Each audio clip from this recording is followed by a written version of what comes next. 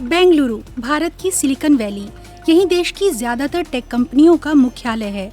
लेकिन ये शहर नए उद्यमियों और स्टार्टअप कंपनियों को भी अपनी ओर खींचता है, जैसे कि युवा कंपनी ओपन। इसे बनाने वालों में दीना जैकब भी हैं। वो किसी बैंकर परिवार से नहीं आती और ना ही उन्हें पैसों के लेन देन की ज्यादा समझ थी। फिर भी उन्होंने एक बैंकिंग प्लेटफॉर्म को बनाया। मैं बहुत छोटे शहर से आती हूँ। बाहर निकलने या करियर बनाने का तो सवाल ही नहीं उठता था। आप तो सोच भी नहीं सकते थे। लेकिन एक बात जो मुझे अपने माता पिता की पसंद थी, वो मुझे प्रेरित करने का उनका तौर तरीका, खासकर मेरे पिता का, जिन्होंने मुझसे हमेशा कहा कि आगे देखो और अपनी महत्वाकांक्षा को पीछे मत छोड़ो। इस बात को दीना ने हमेशा याद रखा। इस बीच उनकी कंपनी ओपन में 500 लोग काम करते हैं। ये बैंकिंग प्लेटफॉर्म ऐसे उद्यमियों के लिए है जो अपना कारोबार पुराने बैंकों से स्वतंत्र ऑनलाइन करना चाहते हैं।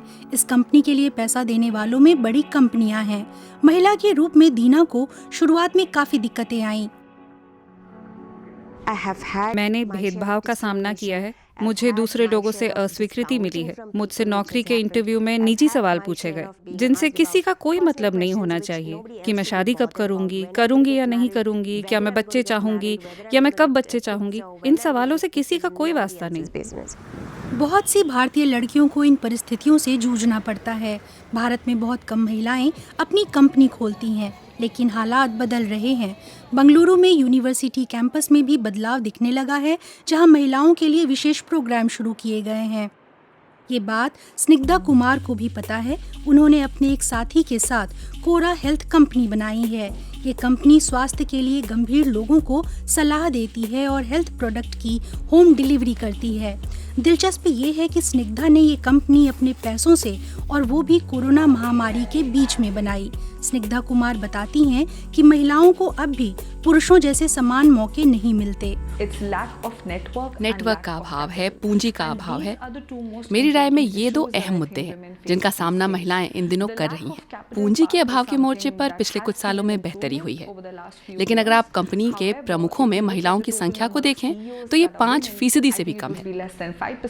स्निग्धा की कंपनी में 50% कर्मचारी महिलाएं हैं। वे युवा महिलाओं को प्रोत्साहित करना चाहती हैं, जिनकी योग्यता और क्षमता को वे कंपनी के लिए जरूरी मानती हैं।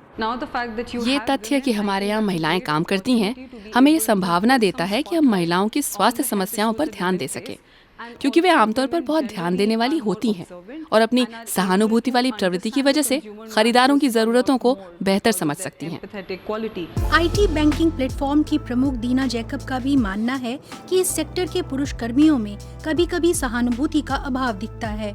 महिलाओं को केवल भारत में ही नहीं, दुनिया भर में काम की जगह पर भेदभाव का सामना करना पड़ता है। नई टीम बनाते हुए दीना हमेशा ख्याल रखती हैं कि महिला और पुरुष बराबर तादाद में हों। वो सिर्फ महिलाओं को प्रोत्साहन देना जरूरी नहीं मानती। एक बात जो मैं देखती हूँ, जब लोग कहते हैं कि ओ मैं महिला हूँ, मेरे साथ भेदभाव हुआ है, ऐसे में मैं सवाल करती हूँ कि क्या तुमने सही फैसला लिया? क्या तुमने खुद को सपोर्ट किया? जिस पल तुम खुद की मदद करोगी, तुम पाओगी कि बहुत से लोग तुम्हारी मदद को सामने आएंगे। अभी भी बहुत लंबा रास्ता तय होना बाकी है, जब पुरुषों और महिलाओं को समान अवसर मिलेंगे।